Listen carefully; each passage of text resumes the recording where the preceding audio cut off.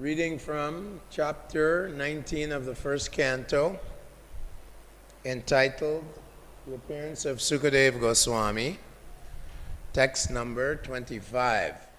Translation and purport by His Divine Grace, A.C. Bhaktivedanta Swami, Srila Prabhupada. At that moment there appeared the powerful son of Vyasadeva, who traveled over the earth disinterested and satisfied with himself.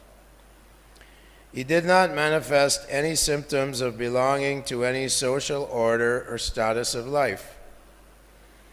He was surrounded with women and children, and he dressed as if others had neglected him. The word Bhagavan is sometimes used in relation with some of the great devotees of the Lord, like Sukadeva Goswami. Such liberated souls are disinterested in the affairs of this material world because they are self-satisfied by the great achievements of devotional service. As explained before, Sukadeva Goswami never accepted any formal spiritual master, nor did he undergo any formal reformatory performances. His father Vedavyas was his natural spiritual master because Sukadeva Goswami heard Srimad Bhagavatam from him. After this, he became completely satisfied. Thus, he was not dependent on any formal process. The formal processes are necessary for those who are expected to reach the stage of complete liberation. But Sri Sukadeva Goswami was already in the status by the grace of his father. As a young boy, he was expected to be properly dressed, but he went about naked and was uninterested in social customs.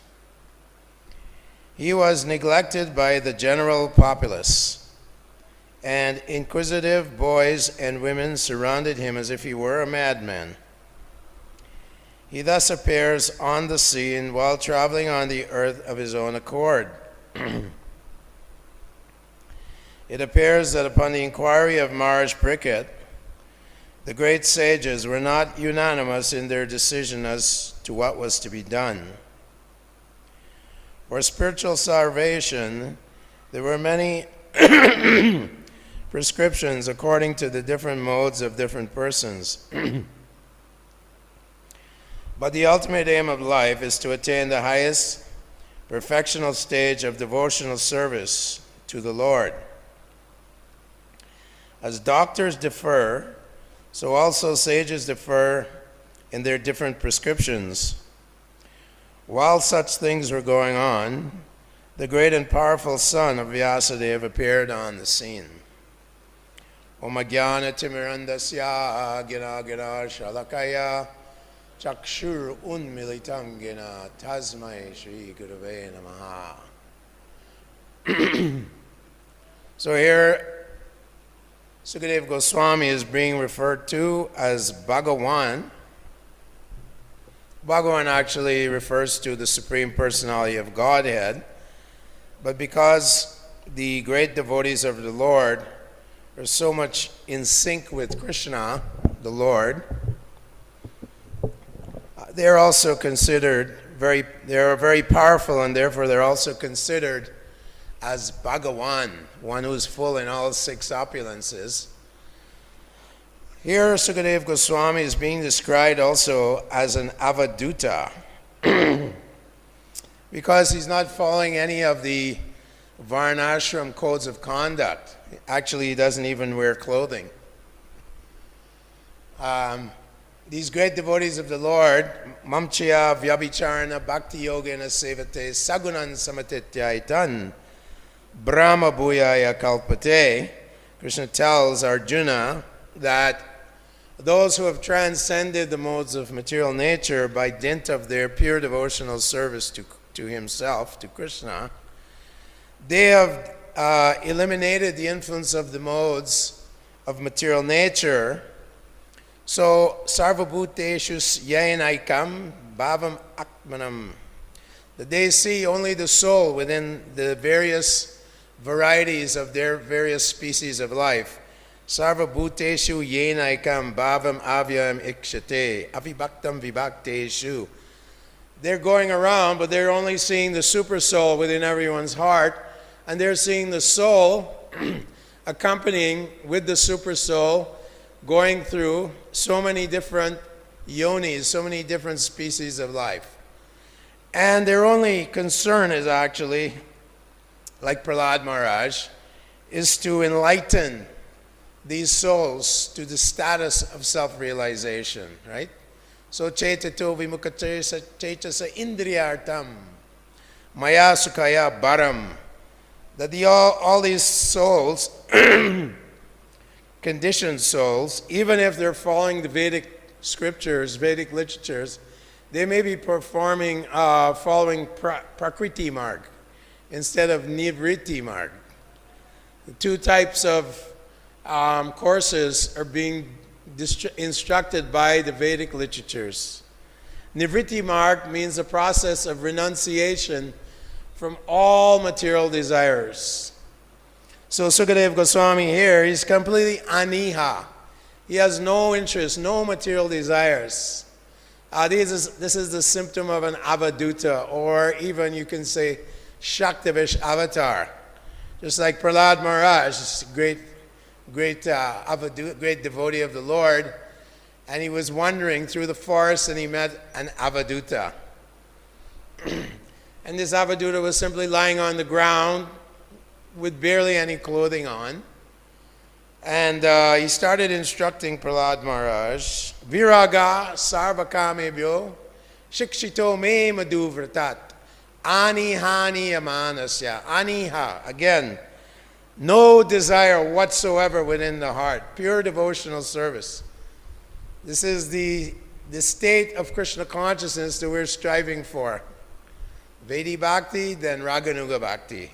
Spontaneous devotion which burns to ashes, as Rupa Goswami says, that pure devotional service burns all the snakes and creatures within the forest of the heart. It burns them so that there's no desire whatsoever, gross or subtle. We may say, well, I have given up my gross desires. What about the subtle desires? Adoration, distinction, and profit are manifestation of material desire for sense gratification. So even within the assembly of devotees, sometimes we want to be adored. We want to have some distinction, social distinction. And we want to make some gain, some type of gain. So therefore, devotional service is not such an easy thing. Here in this chapter, Pariksit Maharaj, he's being cursed by the Brahmin boy Shringi. He was very angry. Pariksit Maharaj, of course, this was an arrangement by the Lord. Krishna arranges things so that we can come to the stage of pure devotional service. Vipadashantu tashashvat tatradacha jagat guru. Even Pariksit Maharaj's grandmother, Kunti, or great-grandmother, she is offering these prayers to Krishna that I wish that these calamities would come again and again, so that I could see you again and again, and thus stop the repetition of birth and death. Apunar bhava darshanam. She just wants to see Krishna again and again to stop the repetition of birth and death. So Pariksit Maharaj, he's a great devotee of the Lord. And he's ruling an entire kingdom. The whole of Bharatvarsha, the whole entire planet is being ruled by Pariksit Maharaj. And he's a great devotee of the Lord. From within the womb, he saw Lord Krishna within the womb, who protected him from the Brahmastra sent by Ashwatam. So Krishna is always protecting his devotees. And so Pariksit Maharaj, coming out of the womb, became the great ruler of the earth planet, and he ruled with great power and great saintliness, great love of God, great Krishna consciousness. This was his ruling. So all the citizens were happy. It's described in this particular canto, in I believe chapter 10, that during the reign of Maharaja Yudhisthira, Kama Vavarsha Parjanya Sarvakama Dugamahi Sukshishuma Bhajangavam, that during the reign of Maharaja Yudhisthira, the mountains, the earth, the rivers, the oceans, they all supplied all the necessities of human beings. The mountains supplied diamonds and rubies and sapphires and precious metals, and the rivers supplied nice fertilizers. The cows, they were very joyous, and they had Suchi Sushmata Vrajagavan. The cows were so happy, their milk bags were so full that they were watering the pasturing grounds. So this is the symptom of these great kings, that there's complete harmony and happiness within the lives of all the citizens. Kshatriya, they're protecting all the citizens. So Maharaja Pariksit was that kind of king. So when he was cursed, obviously, first of all, Krishna has left the planet, and the influence of Kali Yuga had influenced these Brahmins. This Brahmin boy had no place, cursing Pariksit Maharaj like this. Even his father, when he heard his son crying and crying because of the serpent was strung around the neck of the sage, that he came out of his samadhi meditation, and when he found out what the boy had done, he was very angry and chastised his son, that this is Naradeva, the king is the Supreme Personality of Godhead in human-like form, the saintly king. He's representing the Supreme Lord. So the age of Kali is already starting to influence the civilization and the society and so on. So here Sukadeva Goswami is traveling throughout the earth, and he is completely absorbed in the transcendental activities of the Supreme Lord, and he is going to, within 7 days, Maharaja Pariksit has to hear 18,000 verses, and of course Sukadeva Goswami is Shrutidar. Everything he heard within the womb of his mother from Vedavyas is completely given to memory. And so he recites the entire Srimad Bhagavatam, which we know is the ripened fruit of all Vedic knowledge, because basically it's dealing with dharmasya hi apavargasya, that the goal of human life is not to simply cultivate some nice family life, some social position, and remember Krishna. Like Pariksit Maharaj now has to renounce his entire kingdom and give up everything. So he renounced everything and placed his son in the position of authority, and he left everything behind. This is the example of the great kings. Even Maharaja Yudhisthira, they gave up everything, took sannyas, and walked towards the Himalayan mountains. Even Dhritarashtra was instructed by Vidura to now you have to renounce your life and go to the Himalayas. So this is the last stage in the life of all human beings, is to renounce everything, give it all up, and become free from these attachments to society and so on. So Sukadeva Goswami is going to instruct him, dharmasya hi apavargasya, that pavarga, that those who are attached to material possessions, pumsos trio maitani bhavametam tayor eva hridaya granti mahum, their heart is full of this knot. Janasya moho aham mameti. Janasya moho yam aham mameti. Rishabhadeva is telling his sons that the contact in family life creates a huge knot within the heart. And one becomes attached to his children, to his wife, to his household, to all these things. And so at the time of death, what happens?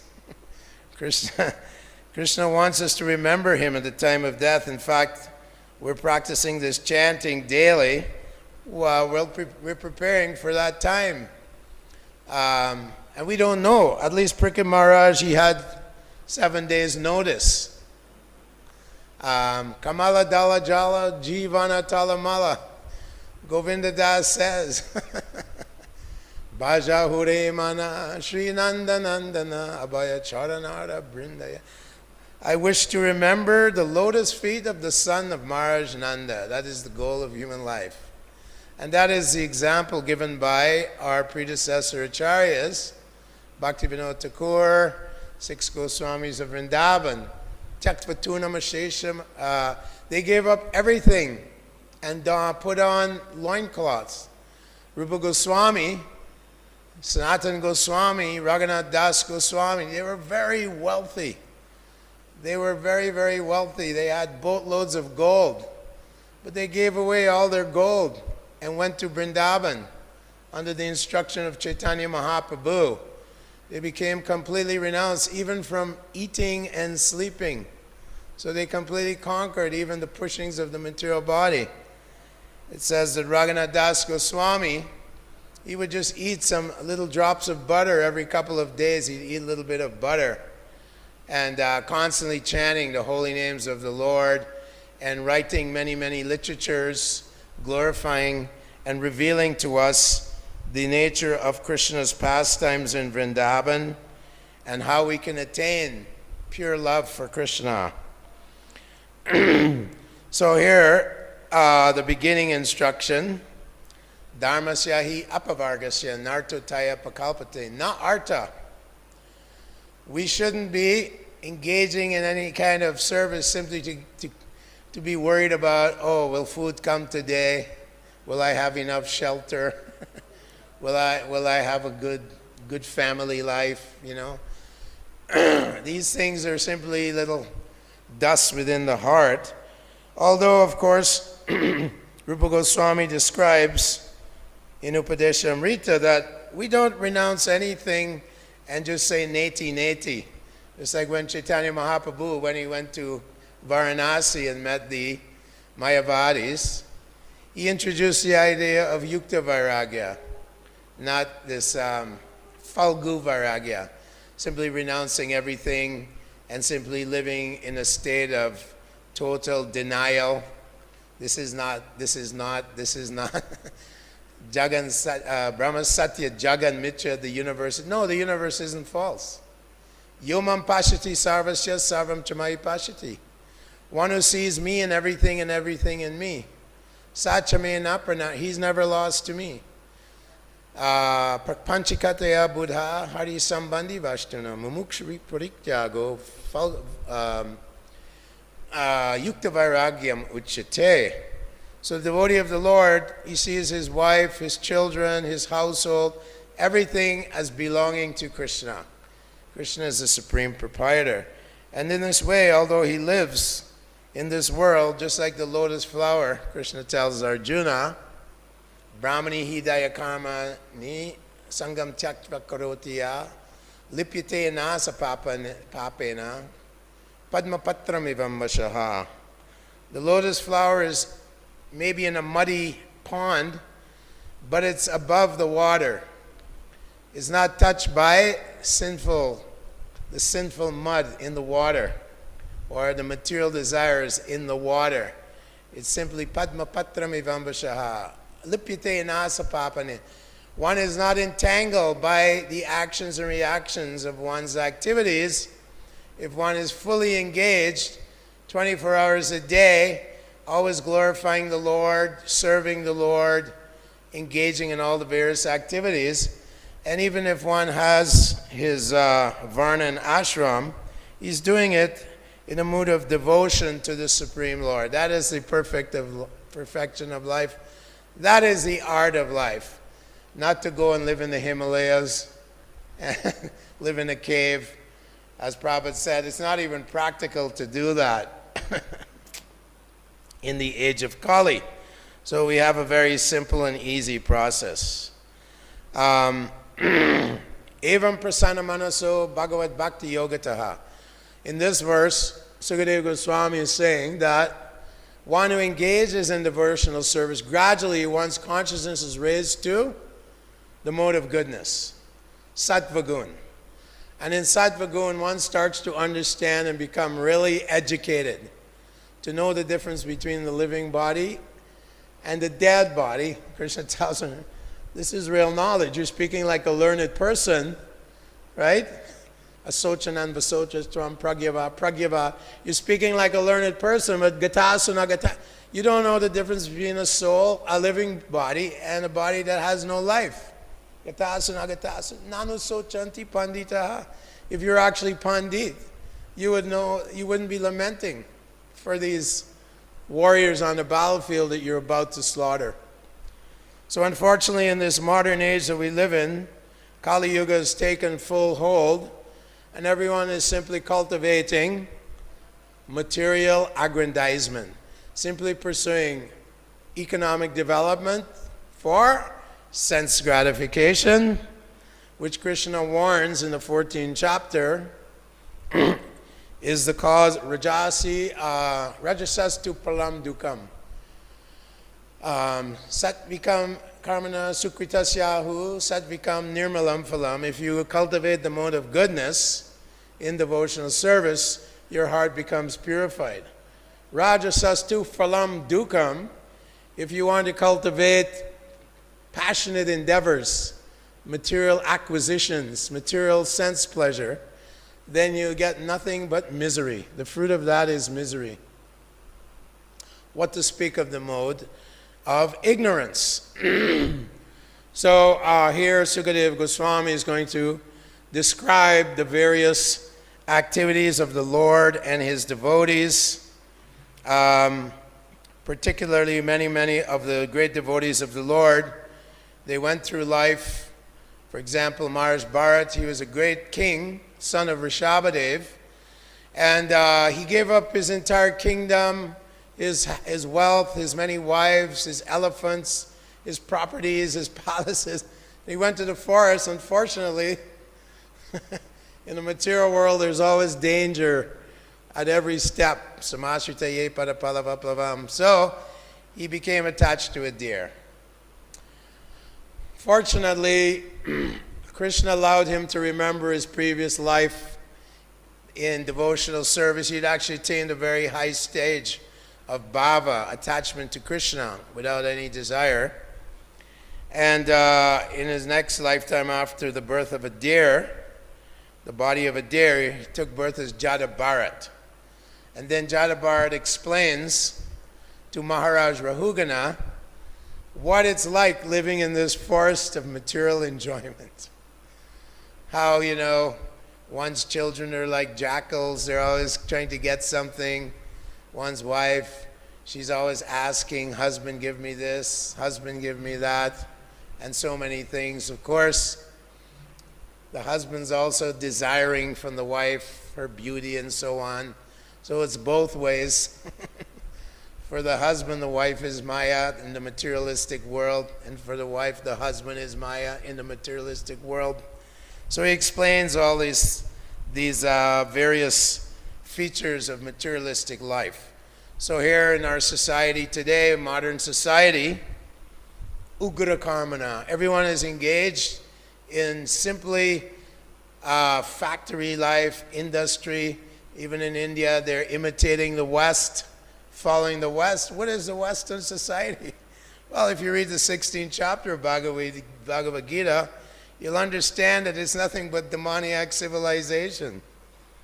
Krishna tells Arjuna, idam adyamaya labdam imam prapsho manoratam, that a demonic person is thinking, so much wealth do I have today, and I will gain more according to my schemes. Ishvaraham maham bhogi, I am the supreme person, I am the greatest of persons, I am the controller of everything, of my destiny and everyone else's. Siddhoham balavan, I'm perfect, I'm powerful. Sukhi, I'm very, very happy. This is a materialistic mentality. We see it in today's society with big, Prabhupada says, materialistic men. They have so much money, capitalist society. And the politicians there think they have so much power. And this is their only objective in life. But it's described by Narada Muni in the 7th canto, Shoka moha baya krodha raga klebla shramadaya yanmula snurniam spriham pranartaya buddha.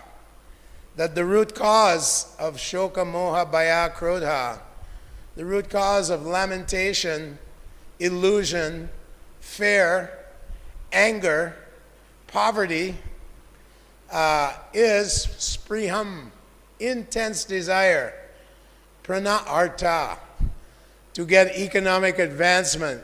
It's more than one's own life here. Pranartaya, spriham pranartaya. So they're simply using their intelligence, as is described in the pastimes of Puranjan Maharaj, living in the city of 9 gates. And he's simply Puranjan, one who tries to enjoy the city of 9 gates. So he's trying to inspire. His intelligence is compared to a materialistic woman. And so his intelligence is trying to calculate, how can I get more? How can I accumulate more? How can I have more social prestige? Ashomaya hata shatru, this is my enemy. I have to get rid of him. Competition, that's all we have in modern society. Man against man, brother against brother, nation against nation, ultimately. So in the age of Kali, Kalir dosha is an ocean of nothing but trouble. Right? Kali Yuga. So for the benefit of everyone, Krishna is arranging for Maharaja Pariksit to hear the message, the essence, the ripened fruit of all, the tree of all the Vedic knowledge. The Vedic knowledge, the tree of Vedic knowledge, the ripened fruit, Nigama Kalpataror Kalitam Phalam, is this Srimad Bhagavatam. That Sukadeva Goswami, he heard it from Vedavyas, but just like the bird when it pecks on the mango or the fruit becomes sweeter. We have experience, right? So Sukadeva Goswami now is going to re-speak and re-instruct, re-express the entire Srimad Bhagavatam. Dharma projita kaitravotra paramo nirmatsura. It's rejecting all religious, materialistic religion, cheating religion. The religion like, oh God, give me my daily bread.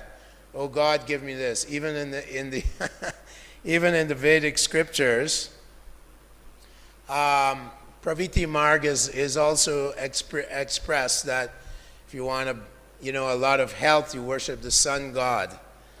If you want many children, you worship this god.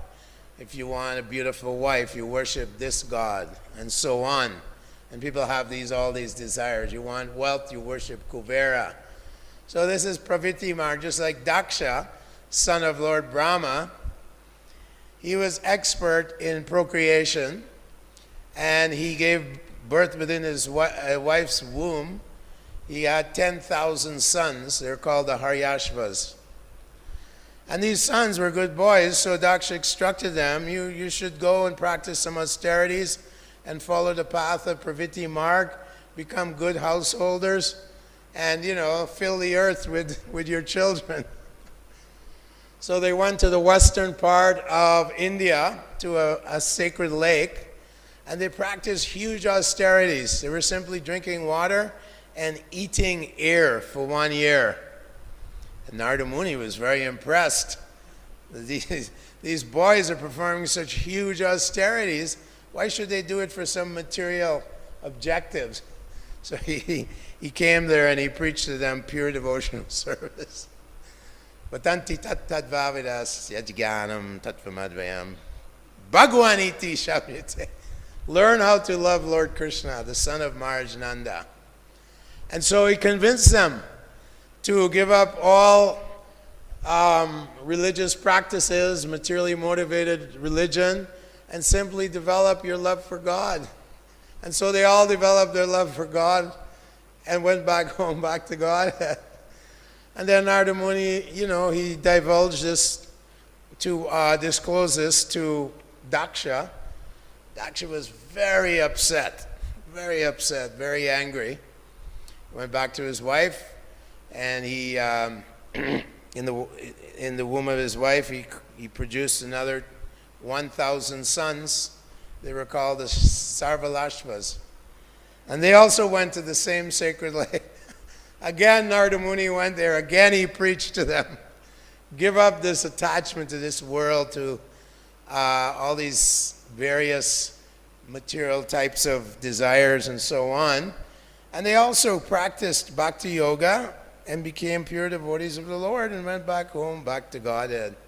So Daksha was very angry, very, very angry. And he cursed Narada Muni. He said, I curse you. You will never stay in one place very long. So Srila Prabhupada also said that when he went to the West to preach to the American boys and girls, that the parents also were very attached to these Europeans and American boys and girls who were being transformed into devotees of the Lord. Vairagya Vijanija Bhakti Yoga, detachment, knowledge, and devotional service to the Lord. They became very angry and perturbed. Oh, my son, he's not going to be a materialist. You're spoiling my son. You're poisoning my children. Who is teaching this poison? That there's a God. There's no God. Asatyam apratishtamte jagadahura nishparam. There's no creator of the universe, no control of the universe. So Prabhupada said, these parents have cursed me, that I have to keep traveling all over the world. So Prabhupada was always traveling all over the world, distributing Krishna consciousness in every town, every village, just by his potency. Tirtani, like Vidura, Srila Prabhupada is a personified place of pilgrimage, a personified tirtha. Wherever Srila Prabhupada went, he would purify the entire area by his great Krishna consciousness. He's a Shaktavesh avatar. There are different types of avatars. So great personalities are empowered by Lord Krishna. Krishna comes himself, or he empowers someone to dissipate the darkness of ignorance and spread light throughout the universe. So that was Srila Prabhupada. As Sukadeva Goswami is described here as Bhagawan, so sometimes these great powerful personalities, the great Mahajans, we hear of the great Mahajans in the 6th canto, they're empowered by the Lord to accomplish great and miraculous deeds. So it's a great miracle that someone can get in a cargo boat, cross the ocean, and enter into the most demoniac part of the world, where atheism is rampant. They keep, just like Sandanamarka, they're simply teaching atheism. There's no God. Life came from matter. Just you got some molecules, there's a big explosion billions of years ago, and then somehow these molecules came together and produced some living cell, and then out of a pool, some kind of a primordial pool, slithering creatures came out, and gradually by some mechanism called natural selection and genetic mutation, you got various species of life. It's a total fantasy. They have no way of replicating this in their multi-million-dollar laboratory. They're simply very, very ruthlessly and obstinately spreading this atheism, spreading it. Don't poison my children. Don't poison these civilizations. So our business is to create a revolution within the lives of the world's misdirected civilization. That is our goal and purpose in life, to give this enlightenment to everyone. And it is challenging, but as Krishna says, Shipram bhavati shastra chantim nigachi kontiya pratijani namiba. My devotee will never be vanquished. Krishna will protect his devotees. He tells Arjuna, Matchita sarva durgani mat prasada tarishyasi. If you become conscious of me, Krishna conscious, 24/7, and you do everything for me without any motives, unmotivated, without any interruption. Oh, I did enough service today. Let me go and engage in some prajalpa.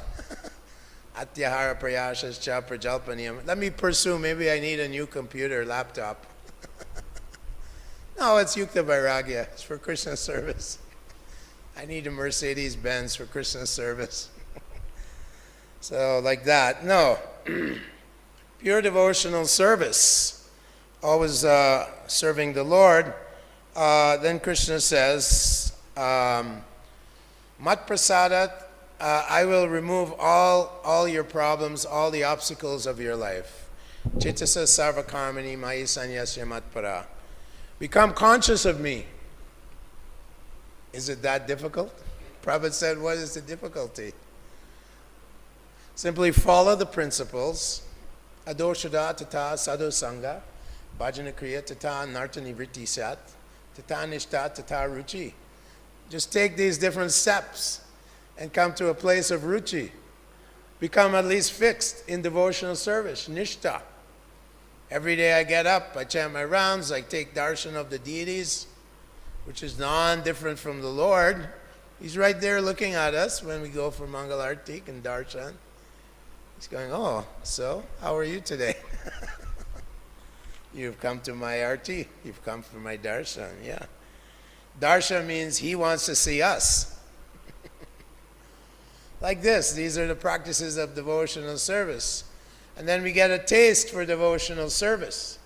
Utsahan, we become enthusiastic to engage in devotional service. That means the unwanted desires in our heart are moving away.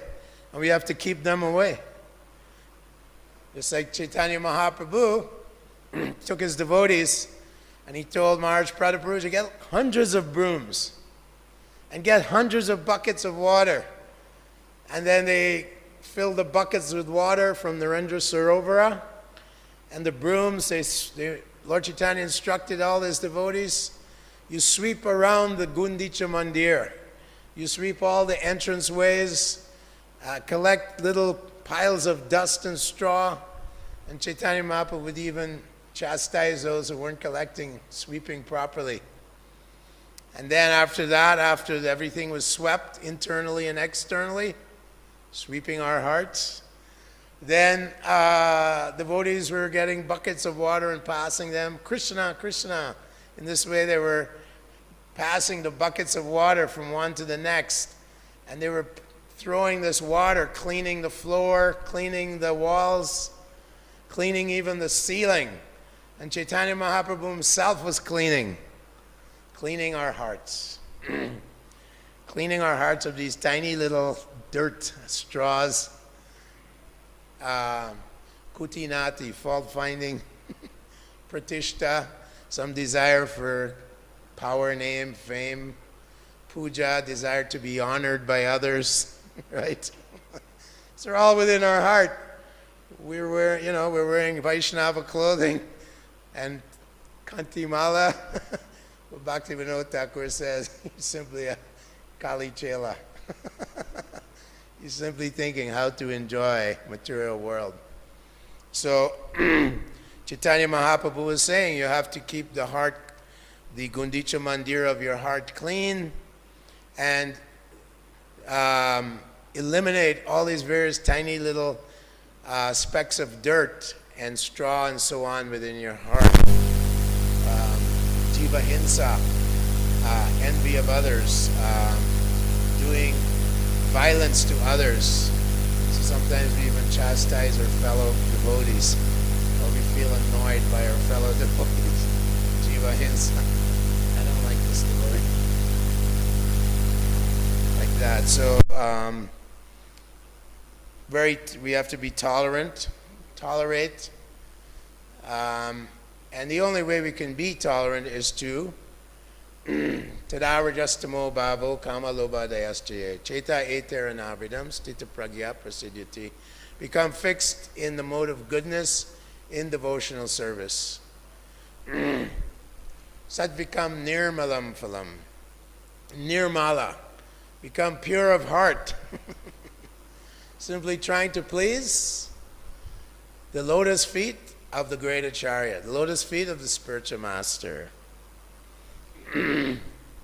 Spishachanartagamo yadartam mahiya sampada rajobhishekam viskinchananam navrinita yavat. One who takes the dust from the lotus feet of the great devotees of the Lord who are niskinchana.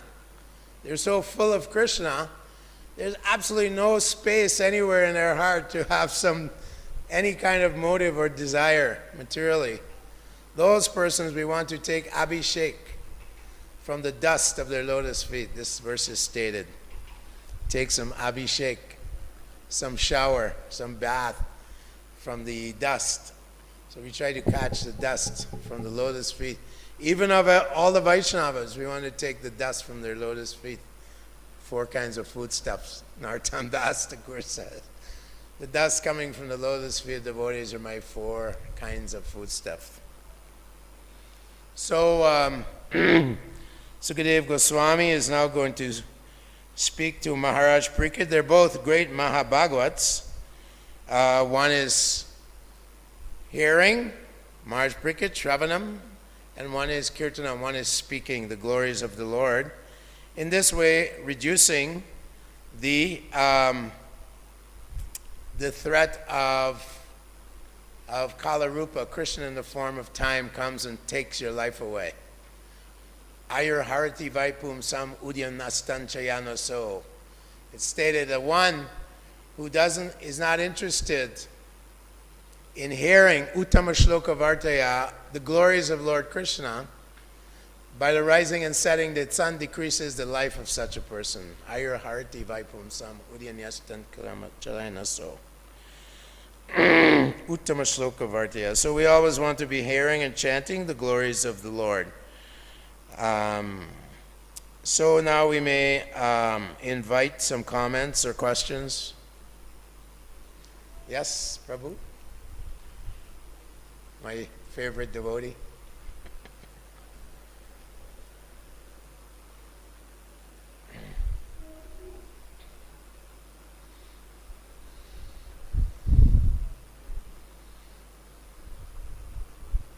Hare Krishna. Thank you for this very erudite, beautiful class. Hare Krishna. You're too kind. So when we are youthful, we think we're going to be here forever. Then as we get a little older, we start getting these reminders. And then when you get that notice in the mail, like Pariksit, he got his notice, 7 days. Yeah, he embraced it. I personally will still fight it. Even though so many notices have come, I kind of, it's not there, like you just leave it in the mailbox. You don't want to look at it. Or you say, it's not that serious. I can get out of it. I mean, I know this is a family show, so I don't want to be the bearer of bad news, but we're all kind of on death row. So no one gets out alive. So the question is more how to deal with it in a Krishna conscious way. How to take this notice in the right way so that it will actually fuel and propel our attraction and devotional service. So we actually, on the launch pad, we can actually take off. Rather than, let me go count my money, or call my lawyer, or call a few friends and see what they're up to. So how are you dealing with the notices that we're getting as we're getting older, and you're senior to us? I'm sure you had a few notices. and how you're dealing with it.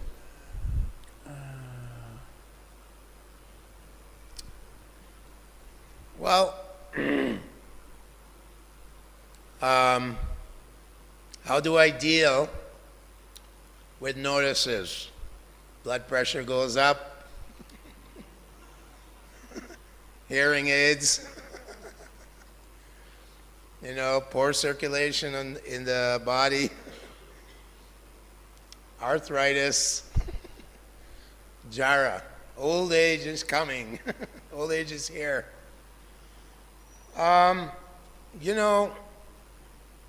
We just have to be very eager. Samutkanta, Rupa Goswami, Samutkanta, and Lola Shamai, Loyam, greed. We want to be greedy, but for Krishna, for Prabhupada's mercy. Prabhupada has lots of mercy for us. Bhaktisiddhanta Saraswati Thakur, the great acharyas, they have a lot of mercy, but we have to want it really badly.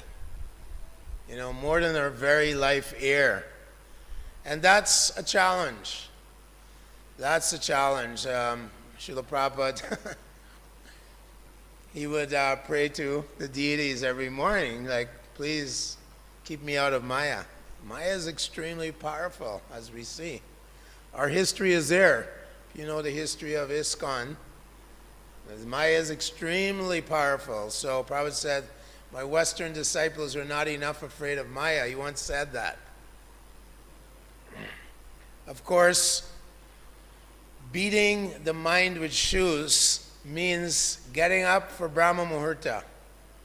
That will help.